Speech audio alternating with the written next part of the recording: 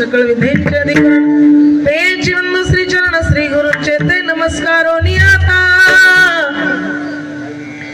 नमो सद्गुरु तुकया ज्ञान दीपा नमो सद्गुरु सच्चिदानंद रूपा नमो सद्गुरु भक्त कल्याण मूर्ती नमो सद्गुरु भास्करा पूर्ण कीर्ती ज्ञानेशांच्या ज्ञानमूर्ती साक्षात प्रेम स्वरूपिणम नामदेव दयामूर्ती नाथं वंदे पुनः पुनः वैराग्यस्य परममूर्ती देव क्षेत्र निवासिनम तुकाराम महाराष्ट्रम भक्तराज चतुष्टकम अखंड मंडलाकारम व्याप्तितेन चराचरम तत्पदं दर्शितं येन तस्मै श्री गुरवे नमः भाग्यवंत मनोतया शरण गेले पंढरीराया तरले तरती हा भरवसा नामधारकाचा टसा प्राप्त स्थळी भगवान पंढरीश परमात्म्याच्या असीम कृपेने गावाची ग्रामदेवता हनुमंतरायांच्या कृपा आशीर्वादानं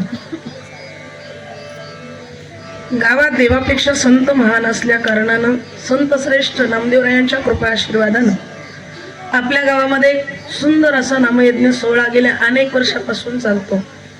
तुम्ही पहिली गोष्ट लक्षात घ्या, तुम्ही कीर्तनाला बसलेले आहात.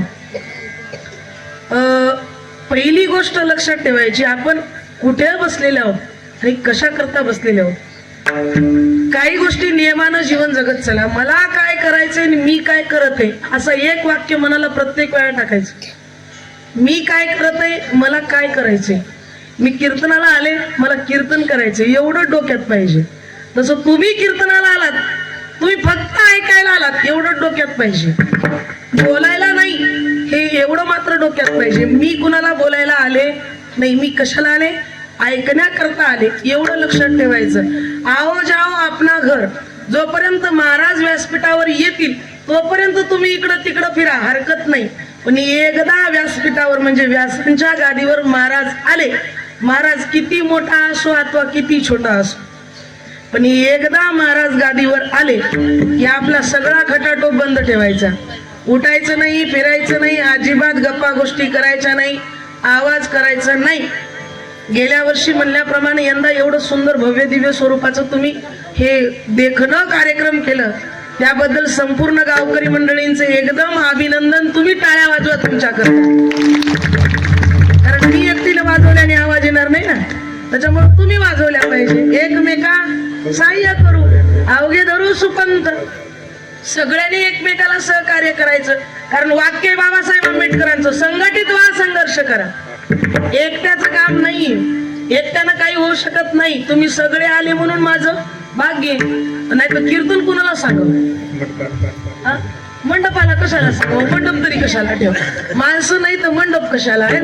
म्हणून शोभायमान गावाला लाजवेल असा कार्यक्रम आपल्या गावात होतोय.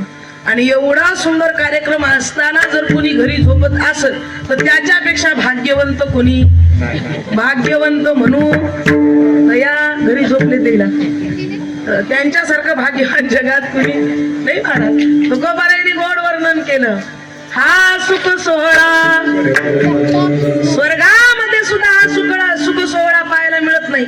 एवढा आनंदानं टाळ घेऊन नाचणं, गाणं, भजन करणं, आनंदानं जीवन. काय दुःख सगळं विसरलं जातं. हे काय कमी दुःख आहे का? सगळ्याला दुःख आहे ना. सगळे भांडण करून आले ना, घरी आले ना, जाईपर्यंत भांडणच चालू आहेत दादा. आयुष्य संपेपर्यंत भांडण आहे, सगळ्यांना दुःख आहे. पण इथं आल्यावर कसं वाटलं, आता आठवण घराकडे काढू नका, असेपर्यंत इथंच राहा, इथं भगवंताकडे राहा. तुम्ही कसं काय इकडे आले, तुम्ही कुठले? नांदेडकर. मला थोडासा वेगळा भास झाला, मला देगलूरच्या हात वाटलं, सांगली आनंद वाटला. सुंदर अशी गाणारी मंडळी, आवाज बसला बसला. थोडं वरण खाऊ नका, त्यांच्या आवाजाला सांभाळा. मी गतवर्षी सुद्धा बोलले, फक्त एकच पत्ते. तुम्हाला सांगाले महाराज, मी आज 2 वाट्या वरण खाऊन आले. मी सहसा वरणच खात नाही, पण आज कार्यक्रमाला गेल्यामुळे मला वरण खावं लागलं. लक्षात ठेवा, आवाजासाठी वरण हे पथ्य आहे. शक्यतो टाळा, शक्यतो टाळा. आपले गावकरी मंडळी आज तुम्हाला सगळं काही मिळतं, थोडी साधी भाजी कोणती मुगाची डाळ वगैरे करून द्या, जास्त नका करू. पण मुगाची डाळ जरी केली ना यांचा आवाज चांगला राहील. गार थंडी, कार्यक्रम उघड्यावर आहे. हे तुम्हाला थंडी नाही पण इकडून फार थंडी यायली, म्हणून यांच्याकरता काहीतरी चांगली सोय करा. यांच्यावरच तुमचा कार्यक्रम आहे. मग हे जर झोपले तर कार्यक्रम झोपता. त्याच्यामुळं यांना थोडंस व्यवस्थित ठेवा, पोषक वातावरण द्या. सुंदर अशी साऊंड सिस्टीम आहे. कुठली सिस्टीम आहे? हिपनाळ. इथली संतोष दादाची तानूर हिपनाळ. चांगली गोष्ट आहे, सुंदर सिस्टीम आहे. आमचे मृदंगमणी एकच नंबर आहेत. आमचे मोखांडीचे प्रदीप पाटील आणि तुम्ही सगळे गावाजवळचे भजनी मंडळ, मारतुळचे, तुम्ही लगुळूचे, बाबा तुम्ही नांदेडचे, तुम्ही तुराटीचे. तुराट्या घेऊन आले की झाडायला तुराटीचे. इकडं महाराज तुम्ही हा शेनेकर बाबा. ठीक आहे, तुमचंही दर्शनाचा योग आला. मी लेकोड तुराटील ना इल तुराटी केली आजची थंड इकडं. तुम्ही कुकडले वा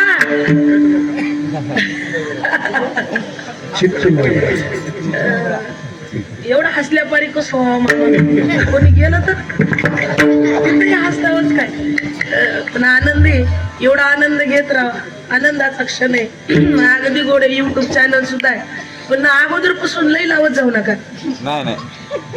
अगदी महाराज आल्या कट करून टाकायचं.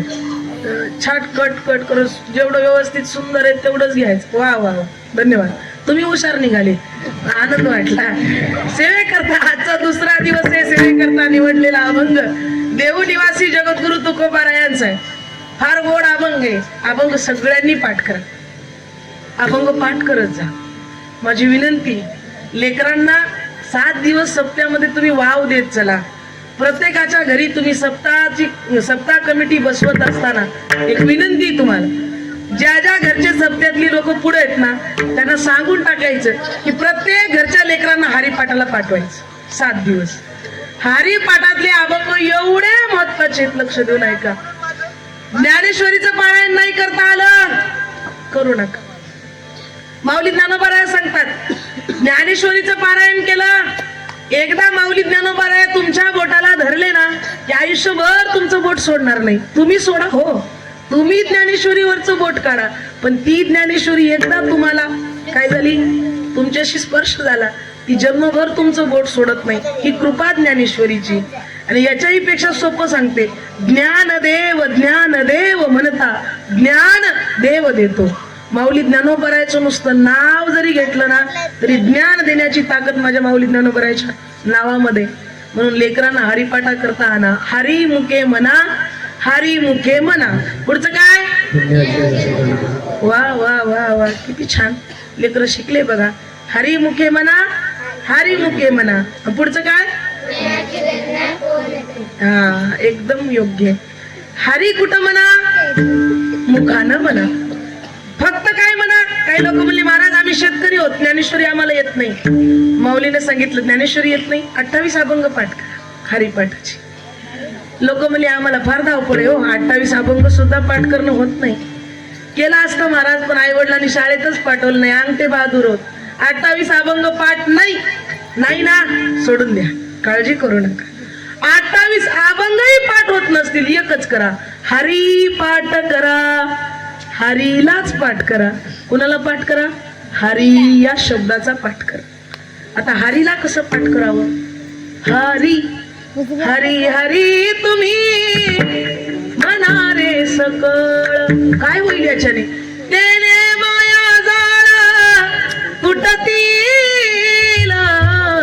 हरीच म्हणा, दुसरं काही म्हणू नका. हरी जरी म्हणलं ना तरी तुम्ही माया जाळापासून तुटल्याशिवाय राहणार नाही.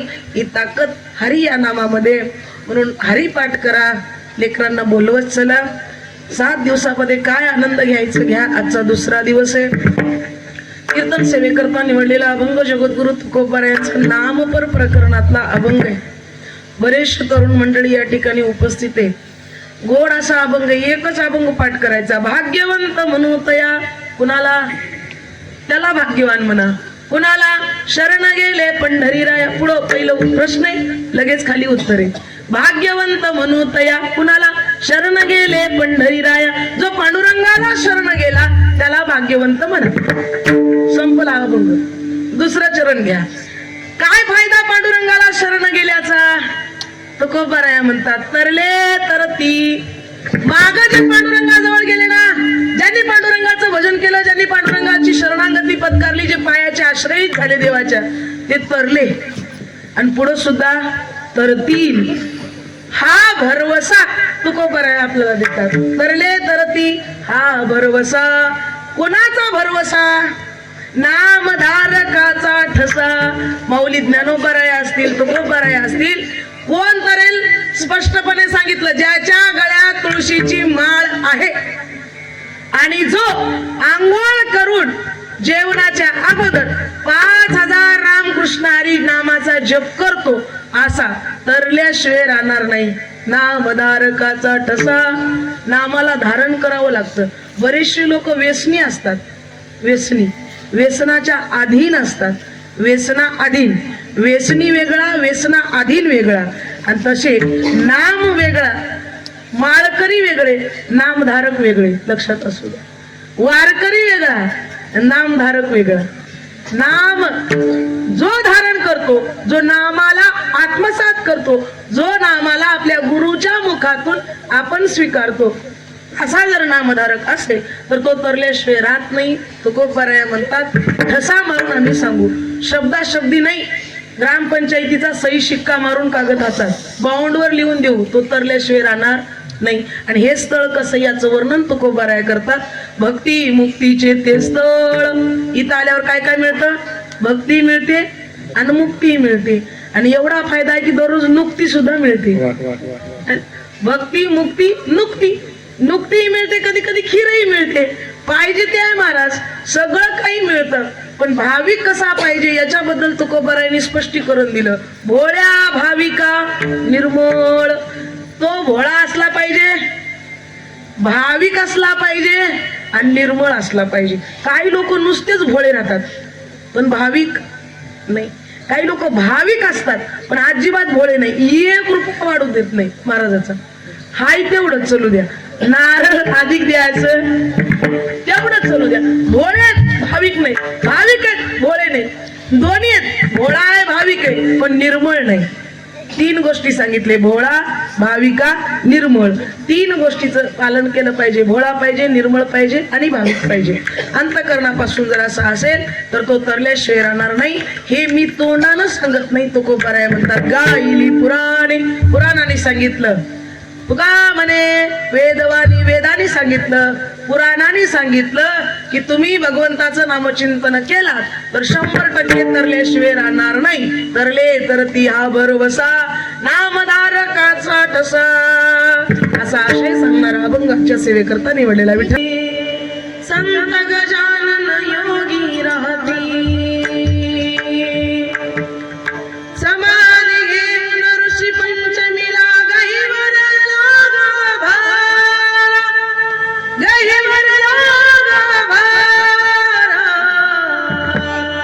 मंदिरी कळस बोलला. शेगावी मंदिरात सामर्थ्याने गजाननाच्या संकट जाये माघारा. गण गण गणात बोलते. गण गण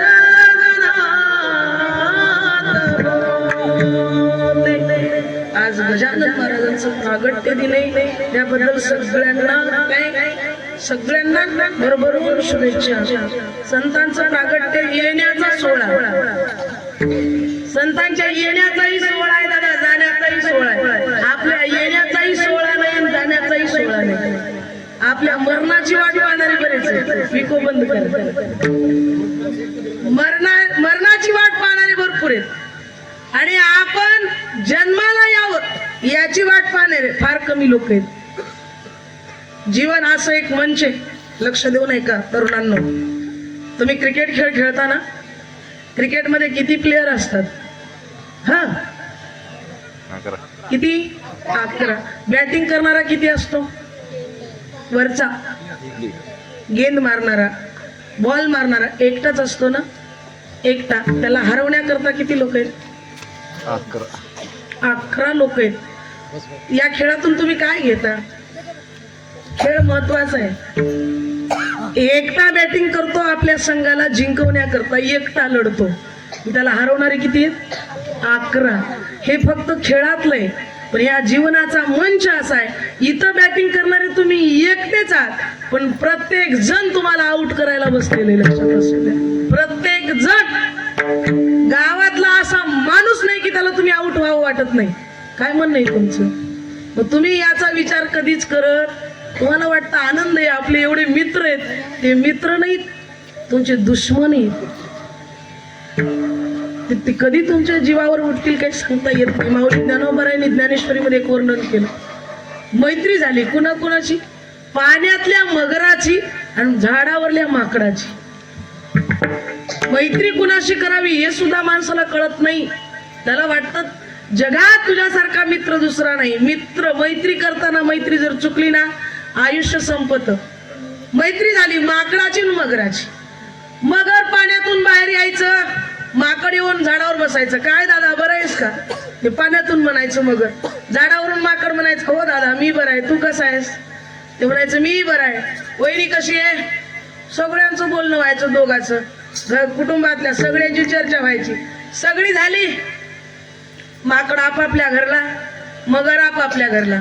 पण एका दिवशी गंमत अशी झाली, माकड येऊन झाडावर बसलं, मगर आलंच नाही. मगर धावपळीनं घरातून यायला लागलं. बायकोनं विचारलं, कुठे चाललंय? ते म्हणलं कीर्तनाला, गावात सप्ताह बसलाय. फिरा माग. का तुम्ही एकटे जाऊ का कीर्तनाला जायला? गावात काही माणसं नाही का? हे म्हणतो, तू म्हणशील तर कीर्तनाला जाणार. इथले म्हणणार नाही, पण सांगायले उदाहरण. तू म्हणशील नु अंटे इडनी घुसूंटा, नु पो म्हणते होता आतांटी इडनी उंटा. जा म्हणली तर जातो, नाही म्हणलं काही ताण नाही, घरीच झोपतो. जा.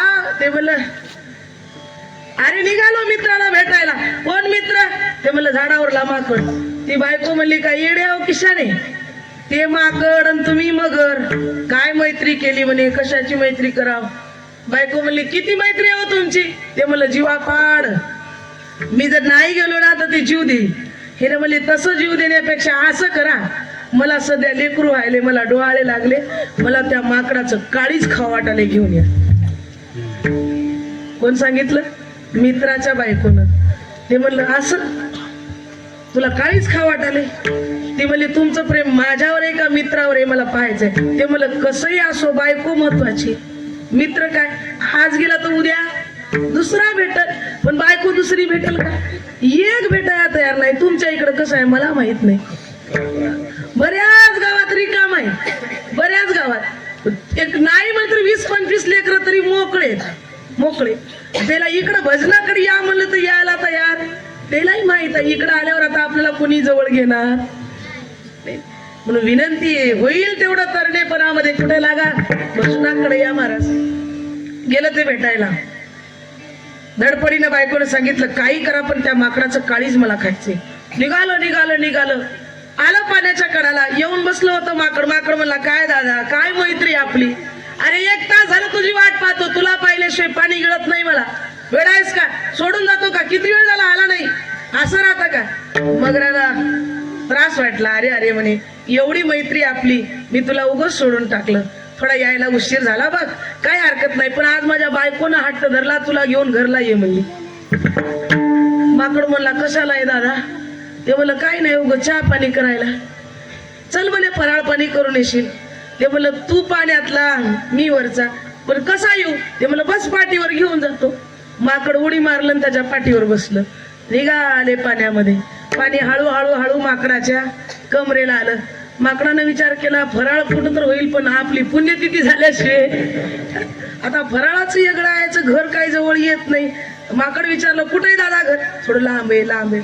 असं काय? कस काय म्हणावं मला वहिनीनं या म्हणलं, एवढ्या तातडीनं का बरं बोलवलं असेल? ए बाई ऐक ना बाई, कशाला बोलती? चुप. कशाला बोलवलं एवढ्या तातडीने मला वहिनीने? कशाला बोलवलं असेल? कशाला? मगराला आनंद मावला नाही. मगरानं होतं ते पोटातलं ओकलं. मगर मला काही नाही दादा, तुझ्या घरचं तेच, माझ्या घरचं तेच, काय नवीन सांगाव? आनंदाची बातमी आहे, वहिनीला दिवस गेले. चांगली गोष्ट आहे दादा, तुझं एक मेंबर वाढलं म्हणजे आनंदाची गोष्ट आहे. मला लय आनंद झाला बघ. आता वहिनीचं अभिनंदन करतो. पण गंमत अशी आहे दादा, वहिनीला डोहाळे लागले आणि तुझं काळीच खावं वाटाले. तुझं काळीच खावं वाटाले. हे ऐकल्याबरोबर माकडाला कळालं की बाबा आता आपली 100% पुण्यतिथी ठरलेली, आता माघारी जाणार नाही. पण हुशार होता माकड. ते म्हणलं असं, अरे म्हणलं दादा तुझी बायको काय माझी बायको काय, डोहाळे लागल्यावर तिला काय खायला लागतं ते देणं आपलं कर्तव्य. पण असं कर, येडाच आहेस बघ दादा. तुझ्या भेटीला येता येता माझही असं गडबड झाली. मी आंघोळीला गेलो बाथरूम मध्ये, आंघोळ करून कपडे टाकून तसा तुला भेटायला आलो. पण काळीच काढून घरी ठेवलं होतं, ते घेऊन यायचं ते घरीच विसरलं मला माकड. मगर म्हणलं आता काळीजच नाही तर तुझं काय काम आहे? काळीजच घरी विसरून आला तर तुझं काय काम आहे? मगराचं डोकं कमी, माकडाचं डोकं जास्त होतं. पटकन उडलं, गेलं झाडावर. सांगितलं दादा काळीज तुला दिल्यावर मी जिवंत राहील का? मग काही लोक स्वतःच काळीज काढून लोकांना द्यायचा प्रयत्न करतात. आणि एक लक्षात ठेवा, काळीज काढल्यावर तुम्ही जिवंत राहणार. लोक काळीज खाऊन जिरवणारी या जगात. तुमच्या काळजाला खातील आणि ते जिवंत राहतील, पण ते तुमचा कधी विचार सुद्धा करणार नाही की यानं मला काळीज दिलं. एवढी बेईमान दुनिया आहे. आई रे बेईमान दुनिया, आई रे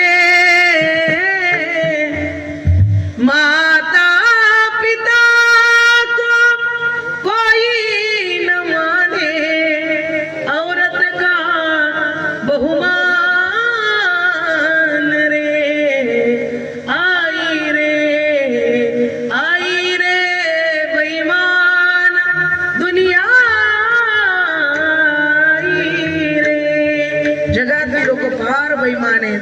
काळीज सुद्धा तुम्ही जर दिलं ना तर ते म्हणणार नाही तुम्ही त्यांच्याकरता काय केलं. मग विनंती माझी, एवढं आपल्याशी जर लोक घातक वागत असतील, बेईमानीचा धंदा करत असतील, आणि यांच्याकरता आपण आयुष्य कशाला खर्च करावं?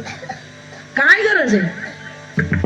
कबीरदास महाराजांचं एक वाक्य आहे दादा, तुम्ही जर धन भरपूर कमवलं, लेकरांकरता कमवलं, प्रत्येक जण कमवतात, पुरुषार्थ आहे, धर्म अर्थ काम मोक्ष, 4 पुरुषार्थ आहे.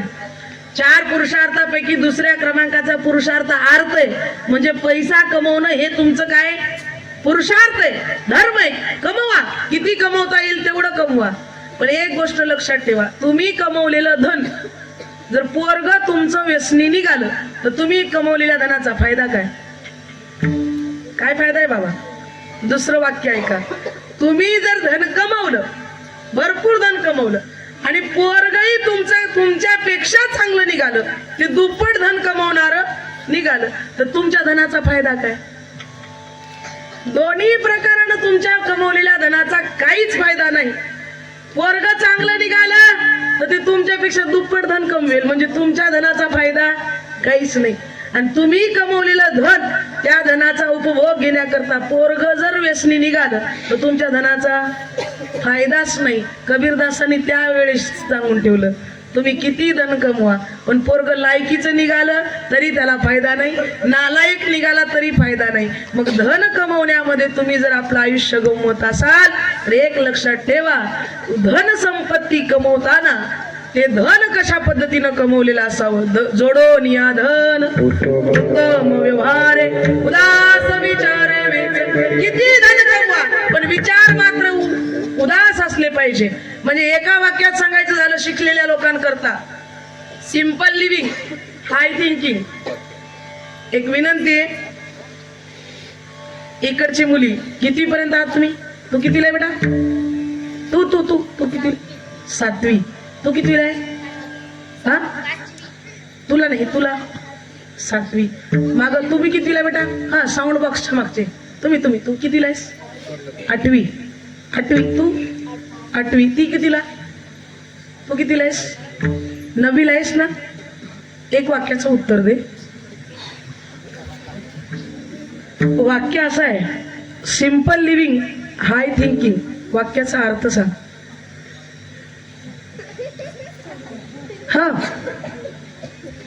सांग बेटा, सांग. तू सांग, 8वीची सांग, पुढची सांग. सिंपल लिव्हिंग हाय थिंकिंग.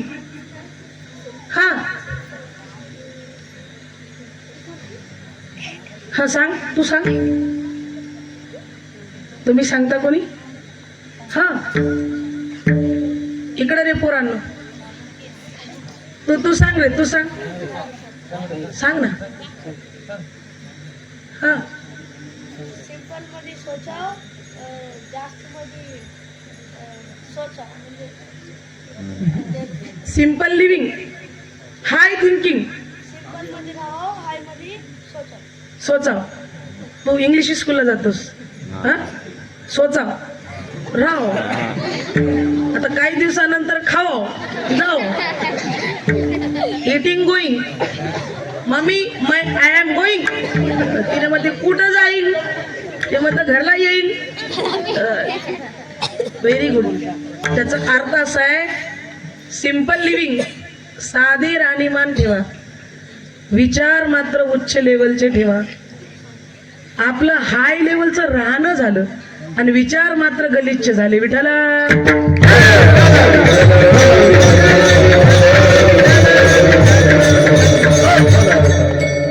स्वामी विवेकानंदांना त्या काळातली लोक कितीतरी प्रभुत्व होतं त्यांचं वाणीवर, ज्ञानावर प्रभुत्व होतं. पाहिलं त्यांना प्रभुत्व वाटायचं. पण कसं त्यावेळेसचं वाक्य आहे स्वामी विवेकानंदाचं, सिंपल लिव्हिंग हाय थिंकिंग. राहणं साधं ठेवा पण विचार कसे ठेवा, उच्च ठेवा, चांगला अभ्यास ठेवा.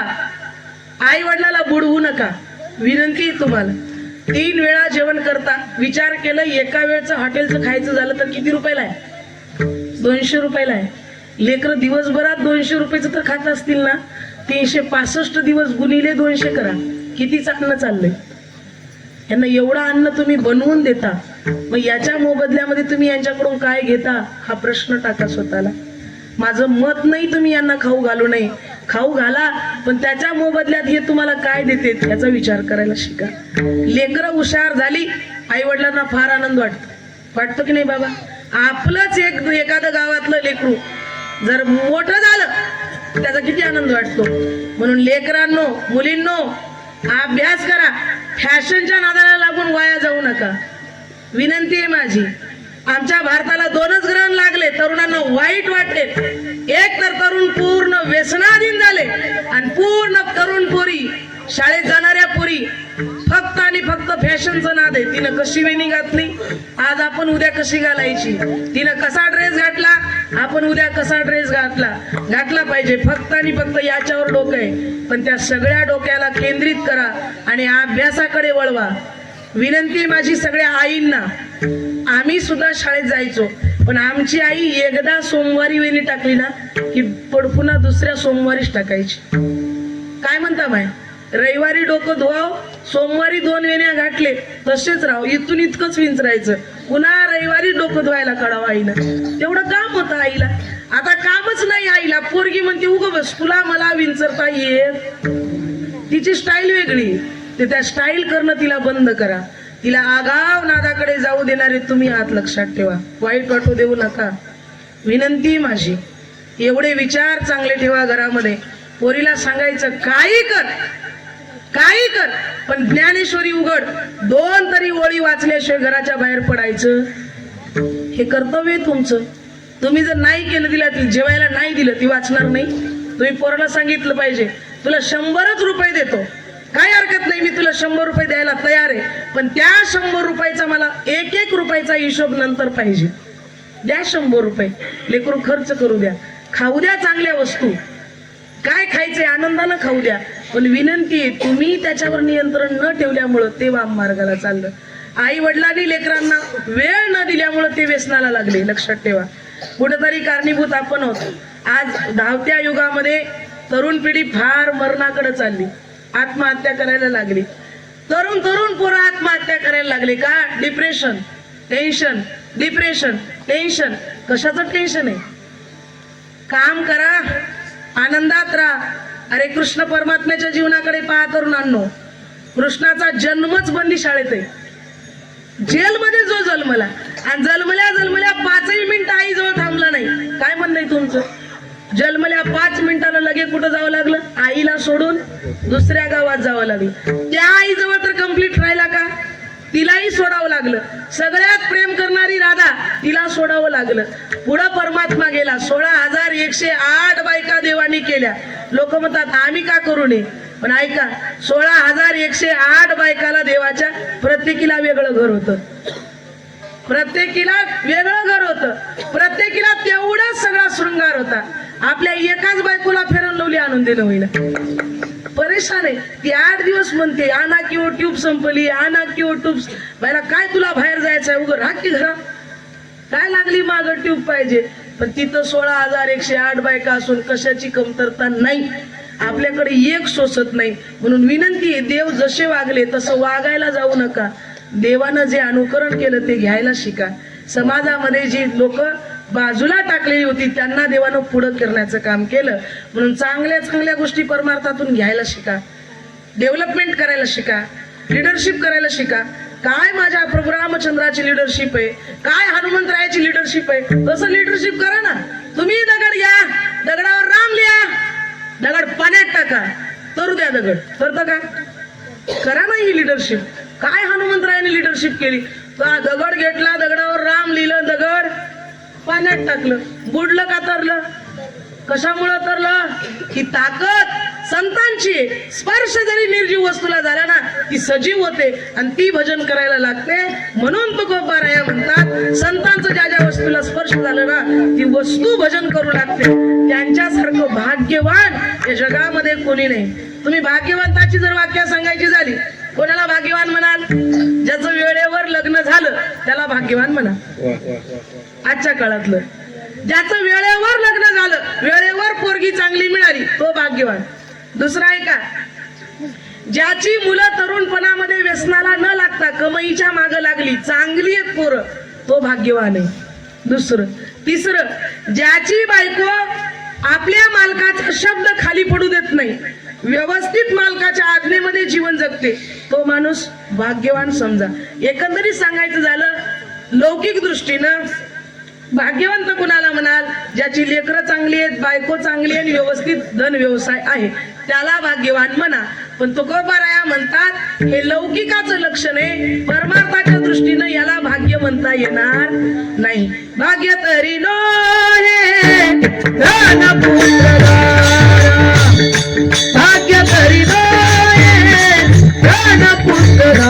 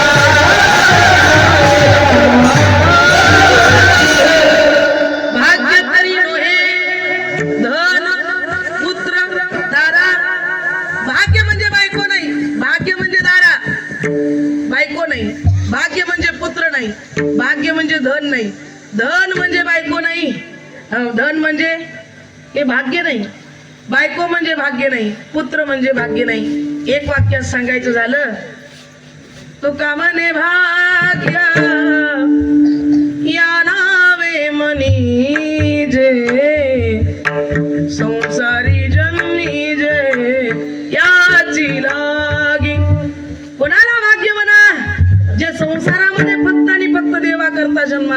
त्यांना भाग्यवान म्हणा. स्पर्श जरी केला ना निर्जीवाला, मेला माणूस जिथं उठविलं, मेल्या माणसाला उठ म्हणल्याबरोबर ते उठलं आणि जिवंत होऊन भजन करायला लागलं. ही ताकद ज्यांच्या वाणीत आहे. विठ्ठल विठ्ठल वाणी अमृत हे संजीवनी. अंतःकरणापासून ज्याच्या वाणीतून भगवंताचं नाम बाहेर आलं ना आणि त्या नामाचा महिमा निर्जीव वस्तूवर. ऐका, वेळ फार कमी आहे, 9:30 वाजत आले. तुकोबाराया भंडाऱ्या डोंगरावर जायचे, भामचंद्र डोंगरावर जायचे, खारोड्या डोंगरावर जायचे. जिजामाई म्हणायची, मालक तुम्ही एवढ्या डोंगरावर जाता, मला कसं सुचावं, मी तुमची भाकता आणू तरी कशी हो, नेमकं तुम्ही कोण्या डोंगरावर गेले मला कसं कळावं. तुकोबारायांनी सांगितलं, काहीच करू नको आवले, मी ज्या डोंगरावर जाईल त्या वाटाला ये आणि वाटाला कान लाव म्हणे. नुसतं कान लाव. ज्या वाटाची माती विठ्ठल विठ्ठल म्हणली ना, समजायचं इकडंच आपले मालक. क्या बात आहे, विचार करण्यासारखं आहे की नाही. वाटेनं संत गेले तर वाटाची माती विठ्ठल विठ्ठल म्हणते आणि आमचे तोंड सुद्धा अजून विठ्ठल विठ्ठल म्हणायला. किती अवघड परिस्थिती. एक उदाहरण झालं. तुकोबाराया वाटानं गेले, माती विठ्ठल विठ्ठल म्हणायची. दुसरी गोष्ट ऐका, चोखोबाराया मेले, मरताना चोखोबारायाने आपली चिपळी खुंटीला अडकून ठेवली. चिपळी भेटली, तिला खुंटीला अडकून ठेवलं. मालक गेला चिपळीचा, 40 दिवस झाले तरी ती चिपळी स्वतः वाजून भजन करायची, स्वतः वाजायची. 4 वाजले काकडा सुरू व्हायचा, 5 वाजले हरिपाठ सुरू व्हायचं. दुपारच्या वेळेमध्ये चोखोबाराया कामापासून ज्यावेळी वेळ भेटायचा त्यावेळी विठ्ठल विठ्ठल भजन करायचे. तेवढ्या वेळात ती चिपळी भजन करायची. हे संतांचा दुसरा स्पर्श. तिसरा ऐका, जनाबाईनं पाणी घेतलं, चंद्रभागेतलं, वाळवंटातलं शेण घेतलं, शेण आणि पाणी एकत्रित केलं, गौऱ्या बडवल्या, गौऱ्या वाळल्या. आणि दुसरी बाई सुद्धा तशीच गौऱ्या बडवली, तिनेही वाळवल्या. पण नेमकं काय झालं, जनाबाईच्या गौऱ्या वाळल्या की चोरटी बाई गौऱ्या चोरायची. इथं नसतील कोणी बाया गौऱ्या चोरायची, गौऱ्या चोरायची. आता चोरलं महाराज, जनाबाईचा उडवा कमी झाला, जनाबाई गेली भांडायला. आता बायकाचं भांडण थोडंच काय, त्याच्यामध्ये काही नियम राहतात, त्याच्यात काही नियम आहेत बाबा, त्याला नियम नाही, नियमाच्या बाहेर सगळं भांडण. भांडण दणाच्याच होऊ लागलं. कबीरदास महाराज तेवढ्यात भेटायला आले होते. जनाबाई कोणती, ते दुसरी बाई म्हणली, हे बघा ते बघ भांडण करायली ना, तीच माय आहे बघा, ते तुळशी जवळ बसली, हीच माय आहे भांडण करायली. जनाबाई ही दुसऱ्या बाईशी भांडायली, जा तिच्या जवळ. आता गेले. कबीरदासांनी विचार केला, संत आणि भांडण हे समीकरण जुळत नाही. संत आहेत तर भांडत नाही, भांडतात तर संत नाही, आहे ना. मग भांडायला लागली. गेले जवळ, पाहिलं, जनाबाई आपणच आहात, हो, दर्शना करता आलो. बर, काय दर्शन नंतर घ्या, पण हे चोरटी बाई आहे ना, माझ्या सगळ्या गौऱ्या चोरून नेली चिटमुगऱ्याला. एवढे माझ्या गौऱ्या माझ्या मला परत द्या. सामान्य गौऱ्या नाही ना. कबीरदास म्हणले, माहिती तुझेही गौऱ्या कसे, तिचेही कसे, तुझे कसे वळखाव. जनाबाईने सांगितलं, गौरी उचला आणि कानाला लावा. जी गौरी विठ्ठल विठ्ठल भजन करल ती गौरी. तुमच्या गौऱ्या करतात की नाही? गौऱ्या नसतील तर नवऱ्या. हे भजन करण्याची ताकद किती संतांची मोठी. संतांनी स्पर्श केला की निर्जीव वस्तू भजन करायला लागते. म्हणून माझी विनंती, तुम्हाला जर सजीवाला भजन करायला लावायचं असेल तर अगोदर तुम्ही भजन केलं पाहिजे. भजन करत तुम्ही स्वयंपाक केलं पाहिजे. आणि तुम्ही भजन करत केलेलं स्वयंपाक ते जर खाले की मग ते इकडे येऊन भजन केल्याशिवाय राहणार नाही. तुमच्या हातात आहे ते भजन करायचं का काय. म्हणून त्याकरता तुकोबाराया म्हणतात, जे भगवंताला शरण गेले ना त्यांच्या हातातली निर्जीव वस्तू सुद्धा भजन करू लागते. याच्यासारखा भाग्यवान या जगामध्ये कोणी नाही.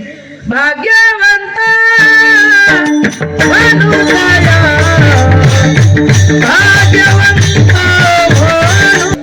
तसा गोडा बोलले महाराज. तुकोबाराया म्हणतात, भाग्यवंत म्हणून शरण गेले पंढरीराया. पांडुरंगाला शरण गेल्यामुळं एवढी प्रगती झाली, हात लागल ती वस्तू काय करायला लागली, भजन करायला लागली. ही ताकद भाग्यवंताच्या ठिकाणी असते. त्याला भाग्यवान म्हणा ज्याच्या सानिध्यात गेल्यानंतर तुमची प्रगती होते. एक लक्षात ठेवा, त्याला भाग्यवान म्हणा ज्याच्या संगतीत गेल्यानंतर तुमची उन्नती होते, प्रगती होते. प्रगती होणं, उन्नती होणं. चांगल्या लेकरासोबत राहा की वर्गामध्ये ज्याला काहीच नाही याच्यासोबत राहा. काय माहित? अति हुशार असलेल्या लेकराशी मैत्री कराव की उगा ढडगाचा असले त्याच्याशी ढडगा सांग असं त्याचं आपलं दोघांचं मिसळते. चांगली गोष्ट आहे. ऐका बरं, ढडगाच्या लेकरासोबत मैत्री करा. कुणासोबत राहाल तुम्ही? हा, येड्या येड्या येड्या लेकरांसोबत राहिल्यावर आता माडच खावा लागते. मग हुशार लेकरांसोबत राहा. चांगलं भजन करायला शिका, चांगलं गायला शिका, चांगलं बोलायला शिका, आदर करायला शिका. अतिथी देवो भव आहे ना. तुमच्या गावात मला वाटतं स्वाध्याय आहे ना. स्वाध्यायामध्ये काय शिकवलं जातं? अतिथी देवो भव आहे ना. गुरुर देवो भव. गुरुला देव मानता की नाही? गुरु गुरु म्हणजे कोण? हा हा, शिक्षक. शिक्षक म्हणजे गुरु, गुरु म्हणजे शिक्षक. शिक्षक असे अभ्यासू लेकर पैदा झाले पाहिजे. शिक्षक या शब्दाचा अर्थ आला पाहिजे. शिक्षक या शब्दाचा अर्थ पुढच्या वर्षी मी तुम्हाला विचारते. हा, बचन घेतो, वाचून जगून राहिलो तर लक्षात ठेवा, नाही तर मधी मरण आलं तर काही सांगता येत नाही. शिक्षक, अध्यापक असे काही शब्द आहेत. एका शब्दावर विश्लेषण आहे, लक्षात असू दे. हरी या एका वाक्यावर आमचे गुरु महाराज 7 दिवस बोलतात. हरी 7 दिवस बोलणं झाले की वारी, या वारी एका शब्दावर 15 दिवस बोलतात. वारी. एवढं डोकं पाहिजे. एवढं डोकं आपलं आहे, पण आमचं डोकं दुसरीकडेच आहे. कवा शेजारी काय काढते की कवा मी घेऊ की कुठं पैसे गट. अरे सोडून द्या ना, ते सगळं इथं ठेवून जावं लागणार आहे. सोबत काही येणार नाही. जास्त ताण घेऊ नका, आनंदानं जीवन जगा. शाळेमध्ये लेकराला गुरुजी आई दिसली पाहिजे. शाळेतली मास्टरी नाही ना, शिकवणारी शिक्षिका आई दिसली पाहिजे. लेकरू आमचं आई म्हणून तिला हाक मारली पाहिजे. आणि घरी आल्यावर आई मध्ये ती शिक्षिका दिसली पाहिजे. आई तसली असली पाहिजे आणि शिकवणारी शिक्षिका सुद्धा तशी असली पाहिजे. एक पोरग होतं, शाळेमध्ये जायचं पण वर्गात हेडमास्टरांनी सांगितलं, हात धुतल्याशिवाय कोण्या लेकराला जेवायला देऊ. सगळे धुवायचे पण एक लेकरू धुवायचंच नाही. एक लेकरू फार खोड करत, ऐकायचंच नाही. बाई त्याच्याच मागे राहायची छडी घेऊन, चल रे बाळू हात धु, चल रे बाळू हात धु. ते म्हणायचं सारं वर्ग धुलं पण मी धुणार.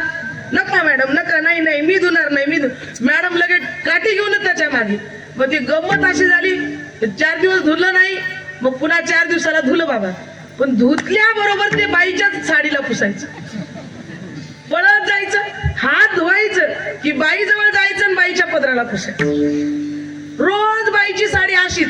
मग 4 दिवस झाल्यावर बाई म्हणली, हे पा तुझी आता काय करेल, कंप्लेंट करेल म्हणे हेडमास्टर कडे. चल सांगते. गेली बाई सांगायला.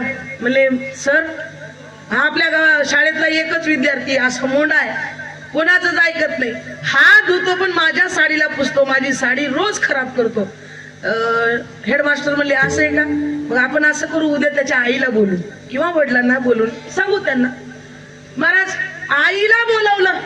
दुसऱ्या दिवशी आई आली शाळेत.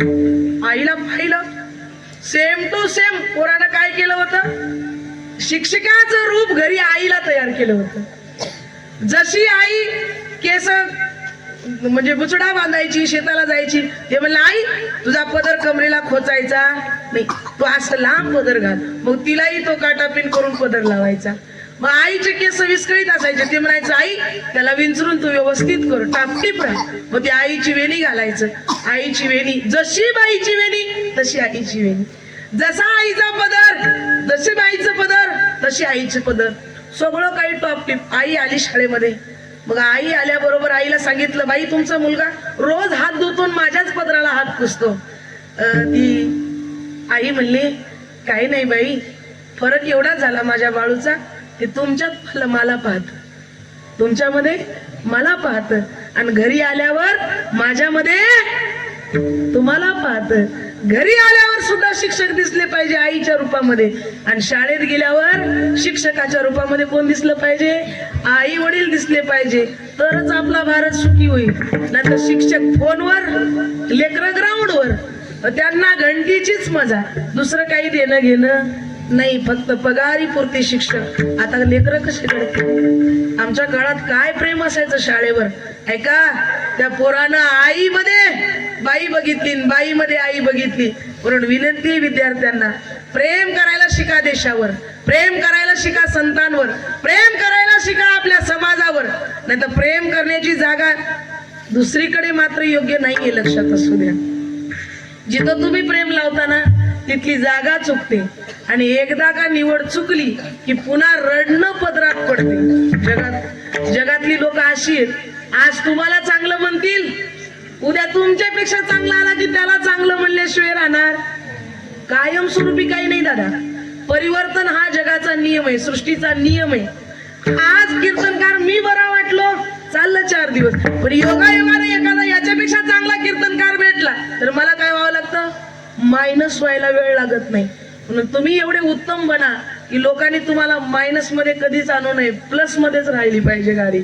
हे करण्याची क्षमता सदैव बाळगा. आपली जी मेमोरी आहे ना, सगळ्या मोबाईलच्या मेमोरीपेक्षा मोठी. जेवढं आयजी मोबाईल मध्ये साठवता येत नाही त्याच्याही पुढचं या मेमोरी मध्ये साठवता येतं. कारण मोबाईलला निर्माण करणारं डोकं हे माणसाचं आहे, लक्षात असू द्या. किती संगणक पुढचा युग असला, संगणकाचं युग जरी असलं, पण त्या संगणकाला तयार करणारं हे आपलं डोकंच आहे. म्हणून हे विचार करता कामा नये, सदैव प्रयत्नशील राहा आणि पुढे जाण्याची ताकद ठेवा. संतांच्या स्पर्श केलेली माती विठ्ठल विठ्ठल म्हणते.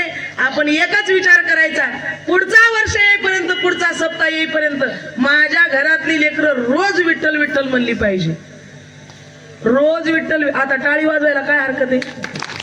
तुम्ही विचार करायला, खरंच म्हणावं तर लेकरं ऐकना गेली तर कसं करावं? कारण लेकरं ऐकायच्या बालीत कुणाची नाहीत, आमची नाहीत म्हणून आम्ही घरी सोडून आले. लेकरं ऐकली पाहिजे, आज्ञाधारक असली पाहिजे. तुम्ही रोज प्रतिज्ञेमध्ये काय म्हणता? भारत माझा, माझ्या देशावर कुठून प्रेम आहे? माझ्या देशावर माझे प्रेम, माझ्या देशातील समृद्धानी आणि विविधतेने नटलेल्या परंपरांचा, वा त्या परंपरांचा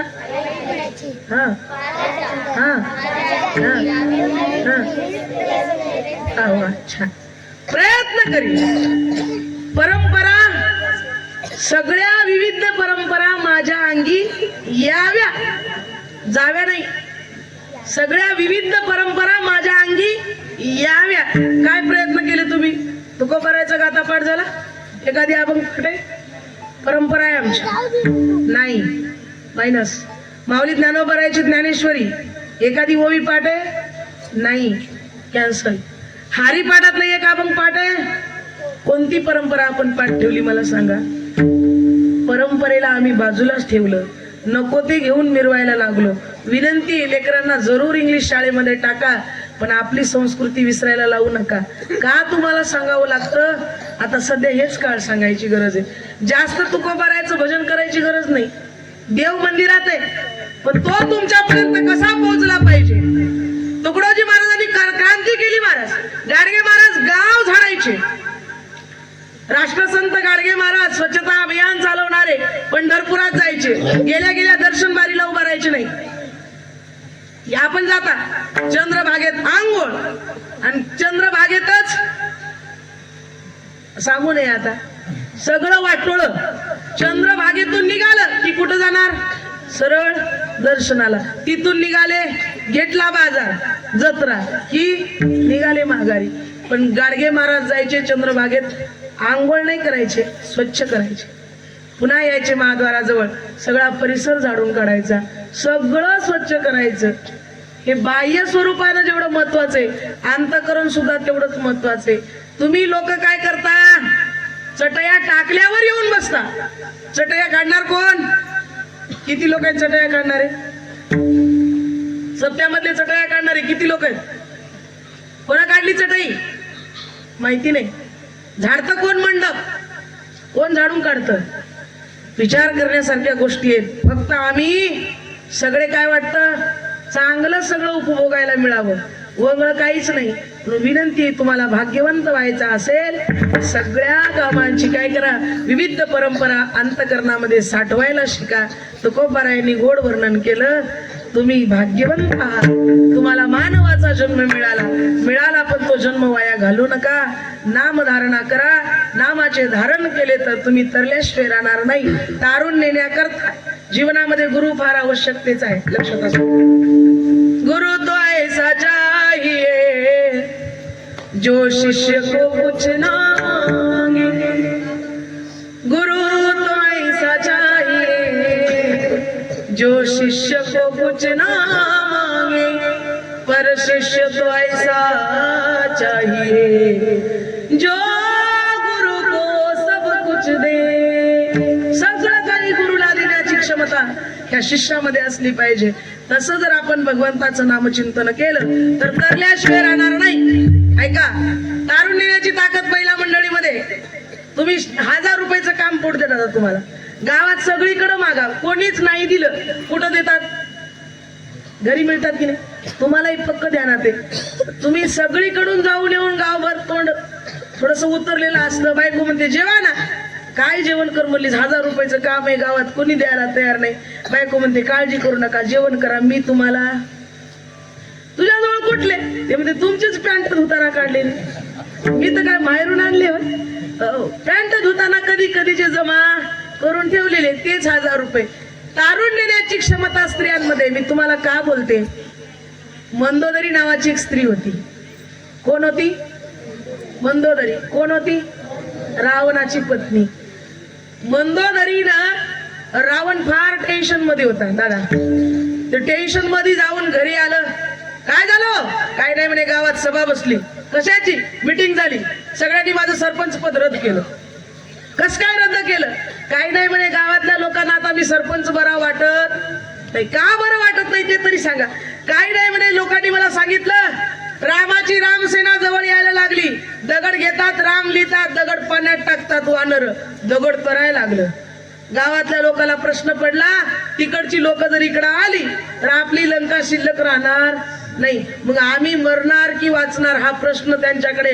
म्हणून लंकेतल्या लोकांनी सांगितलं, महाराज आमचा तुमच्यावर विश्वास बसण्याकरता तुम्ही दगड घ्या. रावण म्हणला दगड घेऊन काय कराव?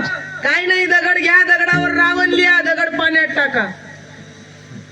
दगड घ्या, दगडावर रावण लिहा, दगड पाण्यात टाका. मग दगड तरलं पाहिजे तरच आम्ही तुमच्या पॅनलचे, नाहीतर आम्ही पार्टी बदलणार, दुसरीकडे जा.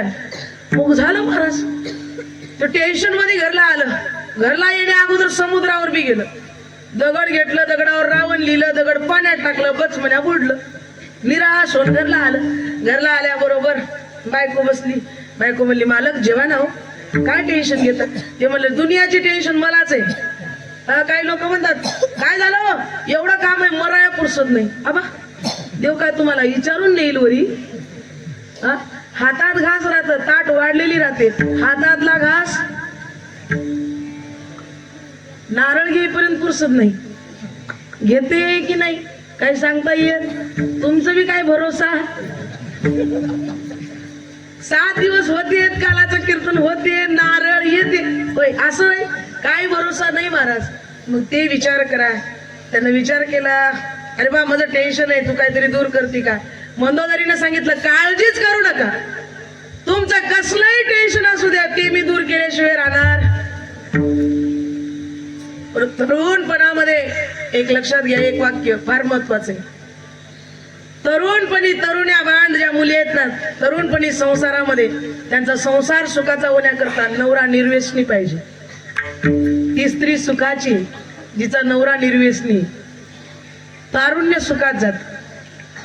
म्हातारपण सुखात जाण्याकरता पोरं निर्व्यसनी असली पाहिजे, तर म्हातारपण सुखात जात. आपली पोरं निर्व्यसनी असतील तर म्हातारपण सुखाचे. आणि एक लक्षात ठेवा, लेकरांचं लहानपण कधी सुखात आहे, जर त्यांचे वडील निर्व्यसनी असतील तर. ज्या लेकराची वडील निर्व्यसनी आहेत ना, याच्यात बसलेली एवढ्या लेकरापैकी कोणाच्या लेकराचा जर बाप पिऊन येत असेल ना, ते लेकरू कोणा 4 लेकरामध्ये बसत नाही. त्याला लाज वाटते. एवढ्या बायकामध्ये एखादं जास्त व्यसन करणारं मालक असेल ना, ती कीर्तनाला येत नाही, तिला ऐका वाटतं पण येत नाही. आपण कीर्तनाला जाल ते मधीच पिऊन येऊन आरडल, आपल्यामुळं सगळ्यांना त्रास होईल, मग आपलाही अपमान होईल आणि गावातल्यांचाही अपमान होईल. म्हणून ती माय माऊली कीर्तनाला सुद्धा येत नाही. लक्षात असू द्या, किती लाजिरवाणी गोष्ट आहे, तरी ती निभावते. म्हणून विनंती आहे माझी, जाम पे जाम क्या पीते हो, रात को पियोगे सुबह उतर जाएगी, प्याला पियो हरि नाम का जिंदगी सुधर जाएगी. क्या किया क्या किया क्या किया रे, तूने जीवन गवा दिया, तूने जीवन गवा दिया, क्या किया रे, जिसे पाना था उसको तो खो दिया रे. जे मिळवायचं जरा ते बाजूला राहून गेलं, नको ते हातात पडलं. लक्ष देऊ नये का, तरुणेपणा सुखात जायचं असेल तर मालक निर्व्यसनी पाहिजे.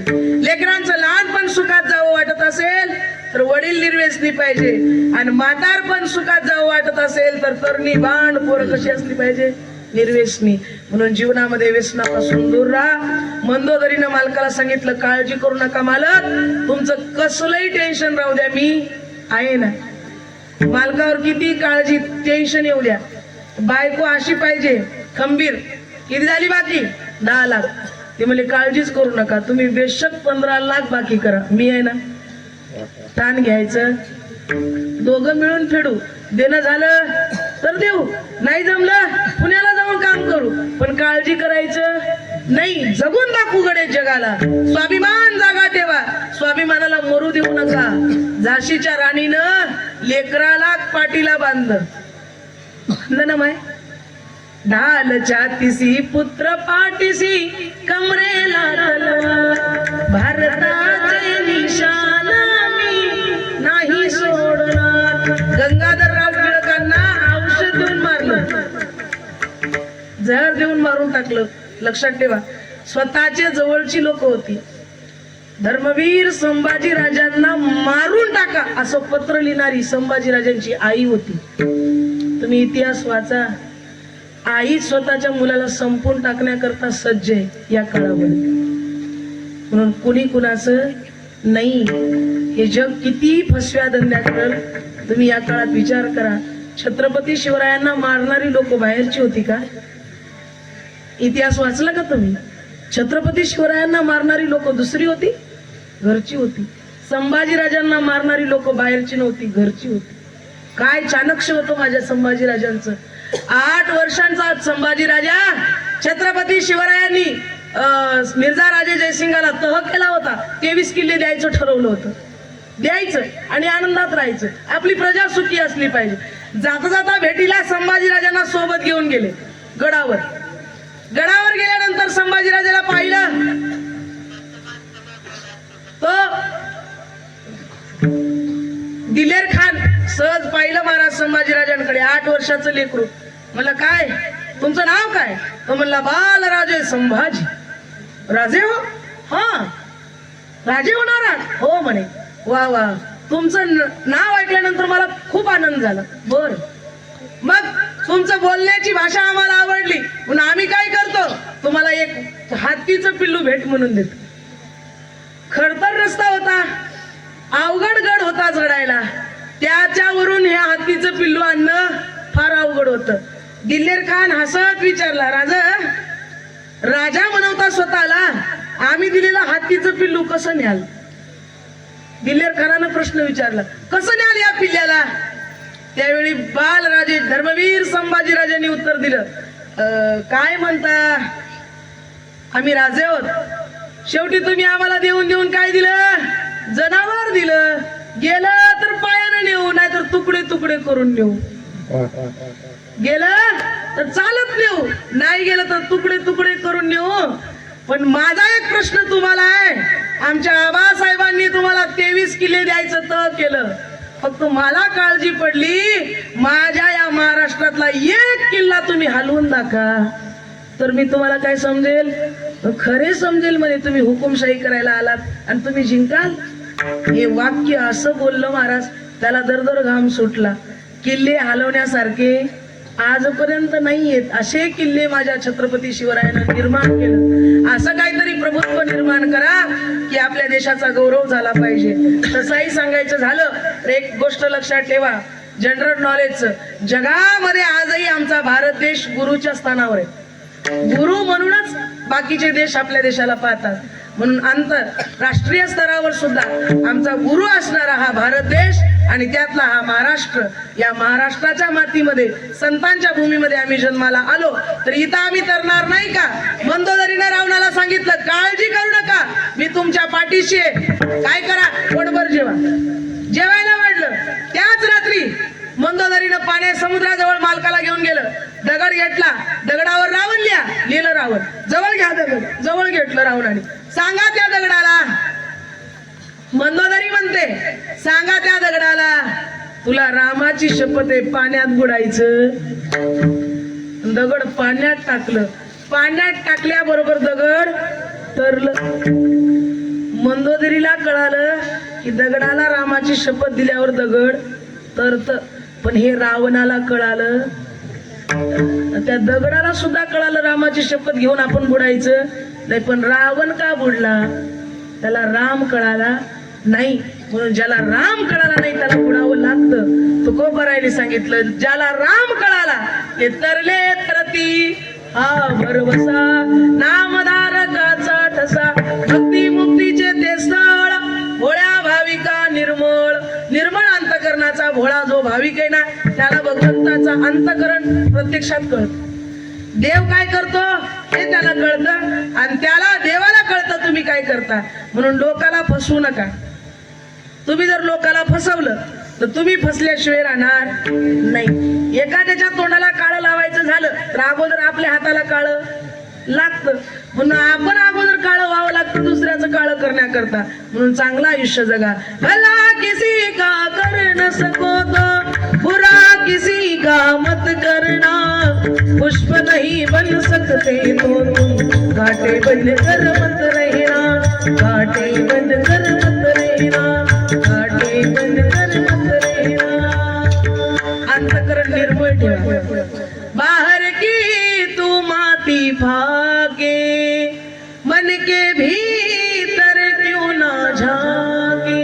उजले तन पे मान किया मन की मैल ना धोई. सुख के सब साथ दुख में न हो. किती गोड आवडले. तोरा मन दर्पण कहलाए. तोरा मन दर्पण कहलाए. भले बुरे सारे कर्मों देखियो दिखाए. तोरा मन दर्पण कहलाए. तोरा मन दर्पण कहलाए.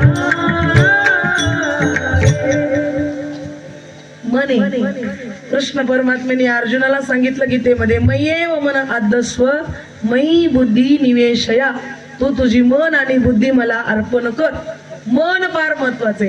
आधी मन घ्यावे हाती मग पूजावा गणपती. म्हणून मय्येव मन आद्यस्व मयी बुद्धी निवेशया. तुझी मन आणि बुद्धी मला अर्पण कर. ते जर मला तू दिलं तर 100% तुला बाकीच्या गोष्टी करायची गरज. पण मन फार चंचल मन भारी. मन हे कुठं कुठं पळतय र. सारं काही देवाला कळतय र. इकडं तिकडं भटकू नको. मोहमायामध्ये देवा अटकू नको. इकडं तिकडं भटकू नको. मोहमायामध्ये वेड्या अटकू नको. तरी तुझं दुष्कर्म तुझ्या संगीनं पळतय र. सारं काही देवाला कळतय. सारं काही देवाला कळतय र. चांगले कर्म करा, आनंदानं जीवन जगा. राष्ट्रसंत तुकडोजी महाराज घरापुढे जायचे आणि सांगायचे, माणूस द्या माझा माणूस द्या हो. लोक म्हणायचे महाराज आम्ही माणसं नाही का.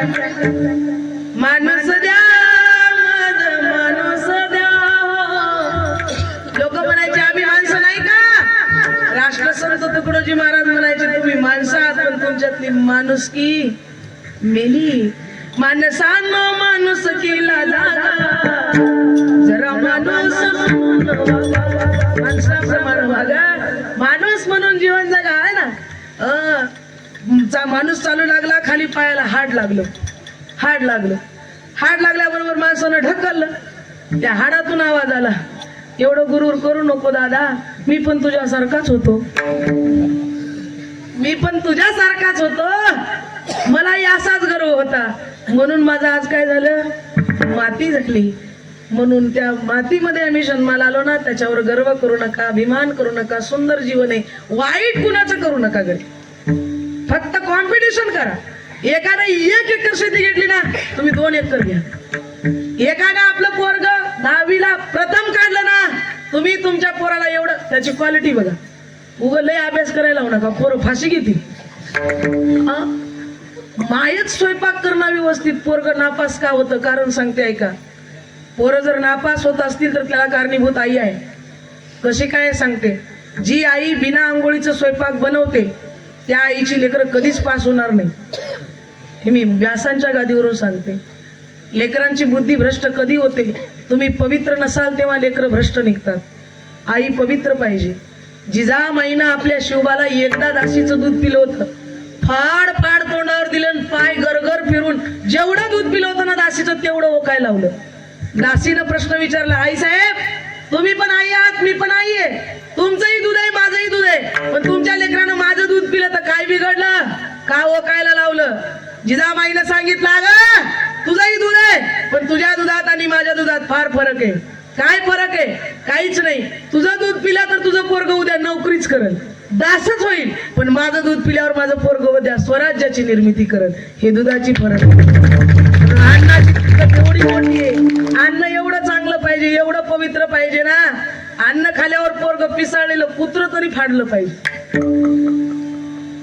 धर्मवीर संभाजीराजांच्या अंगामध्ये एवढी ताकद होती, पिसाळलेला वाघ फाडला. आपले पोरं कुत्र तर फाडाव, अंगावर पडाल तर. पुन्हा खाईला कोंडलवाडीला कुत्र्याचं औषध भेटते आमच्या, पण फाडता आलं पाहिजे. ताकद आहे. एक विनंती माझी तरुणांना, उद्याच्या काळात जर कोणी आमच्या घराकडे वाईट नजरेनं पाहू लागलं ना, त्याला उभं फाडायची ताकद आमच्या तरुणामध्ये असली पाहिजे. याच्याकरता तारुण्य बाळगा, ताकद बाळगा, स्वच्छ राहा, खूप ऐश्वर्य संपन्न जीवन जगा. राजे हो, धर्मवीर संभाजीराजे चालायला लागले ना, की त्या मुघलांच्या स्त्रिया पडदा काढून पाहायच्या म्हणे, काय सुंदर देख नाही, काय सुंदर देख नाही. तसं तुम्हाला पाहिल्यावर तरुणींना वाटलं पाहिजे काय सुंदर आहे. त्या तरुणीला पाहिल्यावर आपण म्हणायचं, तुझ्यासारखं बेकार या जगात दुसरं कोणी नाही. म्हणून देश सेवेकरता, धर्म सेवेकरता एवढं सज्ज राहायचं. अंगातली ताकद वाया घालू नका. 3 गोष्टी लक्षात ठेवा. अंगातली ताकद योग्य ठिकाणी वापरा, सक्सेस व्हाल. दुसरी गोष्ट आहे का, घरात असलेला पैसा योग्य ठिकाणी खर्च करा, सक्सेस व्हाल. तिसरी गोष्ट, स्वतःच्या रागावर नियंत्रण ठेवा, तुम्ही पुढे गेल्याशिवाय राहणार नाही. चाणक्य नीतीमध्ये या 3 गोष्टी सांगितल्या. अंगातली ताकद, घरातला पैसा आणि तिसरी गोष्ट आपल्या रागावर नियंत्रण. हे ज्या लोकांना जमलं ना, ते जगामध्ये सर्वोच्च पदावर गेले, लक्षात असू द्या. म्हणून 3 गोष्टी जतन करायला शिका. चारित्र्य संपन्न जीवन जगा. कोणता माणूस संकटात सापडतो हे सुद्धा चाणक्यांनी सांगितलं. ज्याची बहीण, ऐका वाईट वाटू देऊ नका, ज्याची बहीण व्यवस्थित वागत नाही तो भाऊ प्रत्येक वेळा संकटात सापडू शकतो. जी बाई व्यवस्थित वागत नाही त्या बाईचा मालक प्रत्येक वेळा संकटात पडू शकतो. आणि जो मुलगा ज्याची आई व्यवस्थित वागत नाही तो मुलगा मात्र वारंवार संकटात पडू शकतो. म्हणून घरातल्या 3 स्त्रिया फार जपून वापरा. एक बायको, एक माय आणि एक मुलगी. या 3वर आपलं आयुष्य संपूर्ण काय त्याच्यावर उभारलेलं आहे. म्हणून मुलींना माझी वारंवार विनंती असते, एवढं उच्च शिक्षण शिका, पण वाईट मार्गाला जाऊ नका, व्यसनाच्या अधीन मुलांना होऊ नका. सुंदर आयुष्य, सुंदर जगा. होईल तेवढं भगवंताचं नामचिंतन करा. काहीतरी चांगलं ग्रेनिस बुक मध्ये नाव लिहिता येईल असं वागा. काहीतरी चांगलं असं कराकडे गावाला हेवा वाटला पाहिजे. नाहीतर भरपूर लेकरं जन्मली हो, कमी झाली नाही. कोरोनामध्ये इंजेक्शन देऊन लोक माणसाला मारली. माणसात भरपूर झाली, पण माणसातली माणुसकी जागी करायला शिका. प्रेमानं जीवन जगायला शिका, सौजन्यानं जीवन जगायला शिका. सगळ्यात मोठा जगातला एकच धर्म आहे खरा तो एकची धर्म जगाला प्रेमार पावे. जगातलं प्रेम करणं हे सगळ्यात मोठं धर्म आहे. रस्त्यावरचा दगड एकदा मंदिरात जातो तो देव होतो. माणसं रोज मंदिरात जातात पण अजून माणसं झालेली दिसत. मानसा मानसा कधी माणूस होशील रे, कधी कधी माणूस होशील. फार वाक्य आहेत महाराज. आता किती बोलावं, किती वाजले तरी तुम्हाला काहीच वाटेना. तुम्हाला वाटतं एका पॉकेटात 4 कीर्तन व्हावं जायचे. काय आनंदाची सृष्टी आहे. पण आता काय करावं, आम्ही भरपूर दावे तुम्हाला सांगून जात, मी दरवर्षी सांगून जाते. एकदा कथेचा योग लावा. 7 दिवस आपण किती म्हणलं तेवढं प्रबोधन करता येतं पण नाही. तुम्हाला तुमची काय कथा कोणत्या महाराजांची? प्रताप महाराजांची. काही हरकत नाही. बचेंगे तो और लढेंगे, तसं काही हरकत नाही. पण मला इथंही फार भीती वाटते. 7 दिवस फोन बंद म्हणल्यावर किती नुकसान आहे माझं.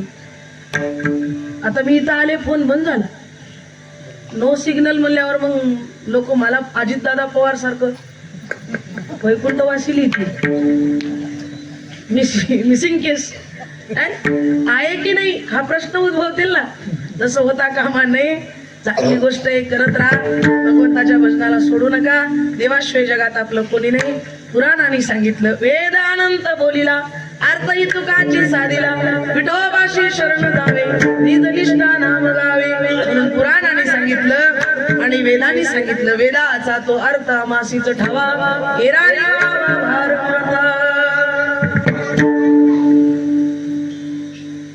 गायली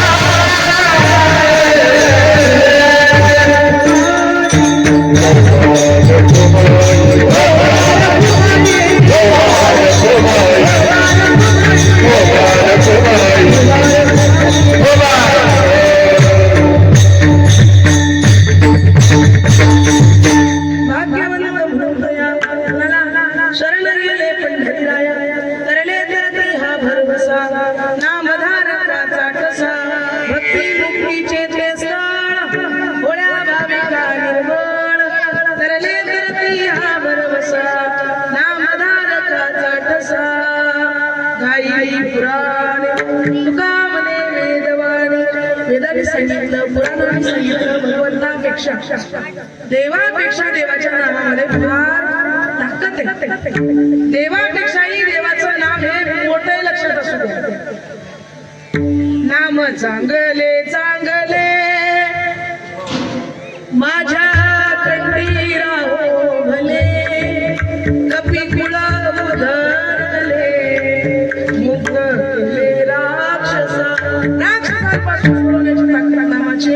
म्हणून नामसाधना करा. झालेली सेवा म्हणण्यापेक्षा करून घेतलेली सेवा पांडुरंगाच्या चरणी, माझ्या नामदेवरायांच्या चरणी अर्पण करून प्रेम स्वरूप असणारे नामदेवराया, प्रेम देवावर प्रेम कसं करायचं याचं मूर्तिमंत पुतळा म्हणजे नामदेवराय. नामदेवानं शिकवलं देवावर प्रेम कसं करायचं. म्हणून झालेली सेवा म्हणण्यापेक्षा करून घेतलेली सेवा भगवंताच्या चरणी अर्पण करून सेवेला पूर्ण विराम आहे. एकदा सगळ्यांनी जोरदार भजन करा, हातावरी करा. ज्ञानेश्वर माऊली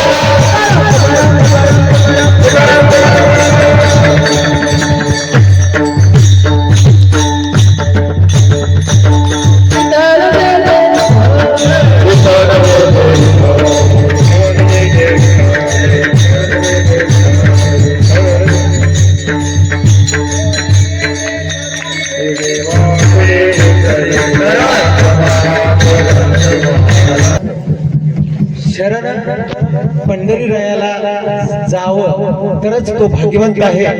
आपल्याला काही जरी करता येत नसेल तरी आपल्याला सोपं नाम घ्यावं असं या अभंगातून कानोपात्राताईंनी सांगितलेलं आहे. त्याबद्दल कानोपात्राताईचं गावच्या वतीनं कानोपात्राताईंना कोटी कोटी धन्यवाद.